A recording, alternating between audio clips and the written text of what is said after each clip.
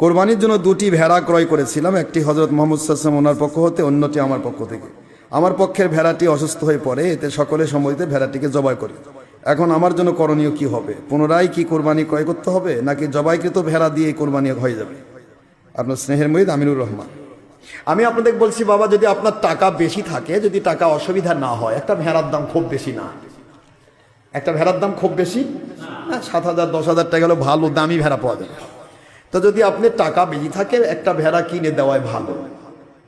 ওয়াজিবই হুজুর পাক সাল্লাল্লাহু আলাইহি ওয়াসাল্লামের পক্ষ থেকে কোরবানি দিলে ওয়াজিব নয়, এটা সুন্নত। কথা বলছেন না কেন? কিন্তু আপনার পক্ষ থেকে যেটা ওয়াজিব। এখন ওয়াজিব হয়তো জবাই করে খাইছেন, তো ওটা তো আর হয়নি, রেখে দিয়েছে, হ্যাঁ, কিন্তু ওটা হবে না। কোরবানির সময় কোরবানি করতে হবে। ওই গোশত আপনি এমনি খেতে পারেন, কিন্তু কোরবানির সময় কোরবানি। আর যদি টাকা আপনার না থাকে বেশি, তাহলে হুজুর পাক সাল্লাল্লাহু আলাইহি ওয়াসাল্লামের পক্ষ থেকে যেটা নিয়ত করেছেন, ওটাই ওয়াজিব নামে দিবেন আপনার পক্ষ থেকে। কথা কি বোঝা গেছে?